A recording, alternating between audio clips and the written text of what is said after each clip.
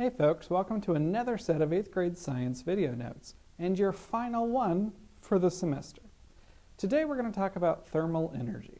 By the time we're done with this lesson, you should be able to develop a model that predicts and describes particle motion and states of matter when thermal energy is added or removed, and design, construct, test, and modify a device that either releases or absorbs thermal energy through chemical reactions. Let's get started. You might be asking, what is thermal energy? That's a great question. Before we talk about that definition, let's make sure we understand a couple of other things first. Number one, all particles, every single atom, molecule, or ion is always in some state of constant motion. This could be moving all over the place, or they could just be vibrating in fixed positions, but they still have some amount of motion to them. As we may have learned in previous science classes, the energy that's associated with motion is called kinetic energy. Now, thermal energy is just the kinetic energy of particles, specifically. It all has to do with the energy of the motion of the particles. The more they move, the more thermal energy they have. Thermal energy, just like any other type of energy, is conserved. It doesn't get created from nothing or disappear into nothing. It either gets transferred into other objects or transformed to or from a different type of energy. In the science world, heat is a word that just describes the transfer of thermal energy. In order to transfer thermal energy, you have to have particles for them to transfer through. This is why your really nice water bottles are such a good thermal insulator. The really well-designed ones are basically made by taking one cup, setting it inside another, and leaving just a little bit of space, and then sucking all the air particles out of that space between them and sealing it up.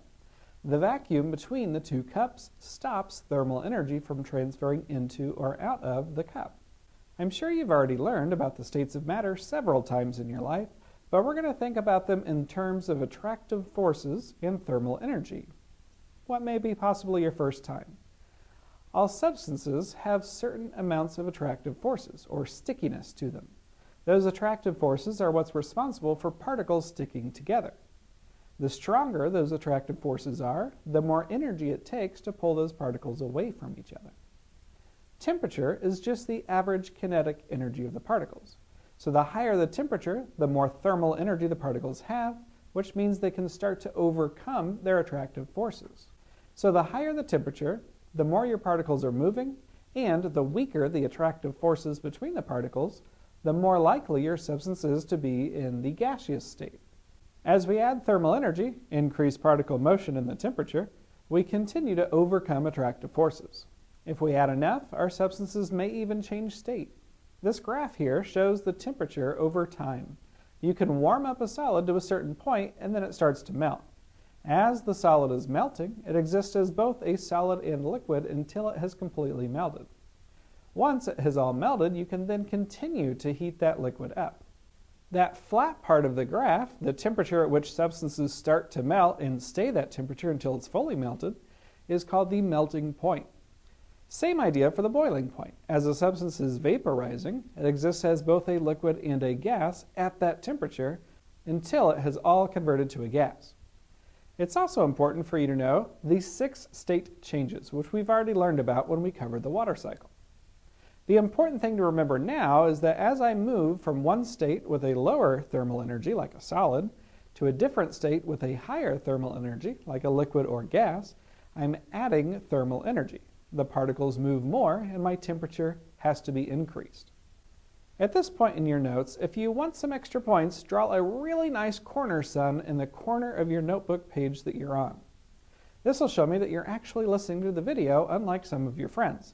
Shh! Keep it a secret. Don't tell your friends. Let them figure it out on their own.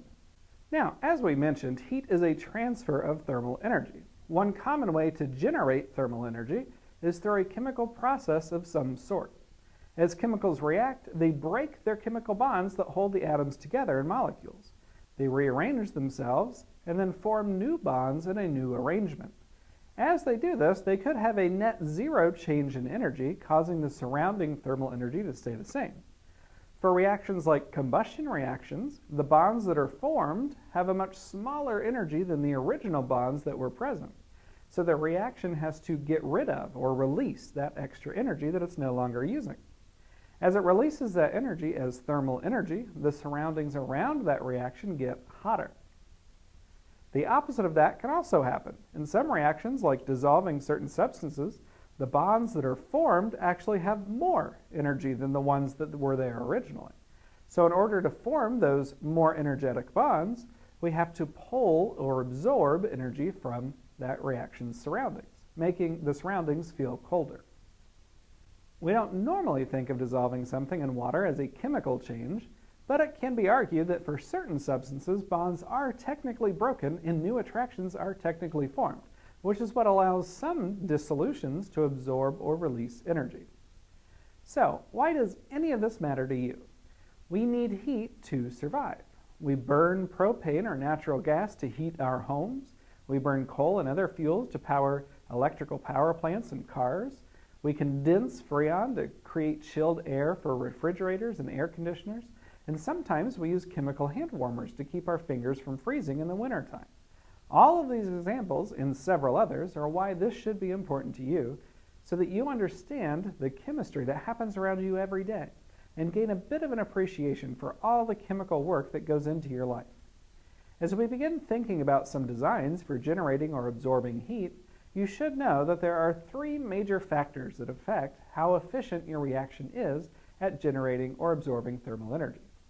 These include how much of your chemicals you use, what type of chemicals you use, and what type of container you perform that reaction in. That last one is just important if you plan on taking that energy through the walls of your container to warm up the surroundings around your reaction. Well, that's all for today, folks. As always, if you have any questions, ask.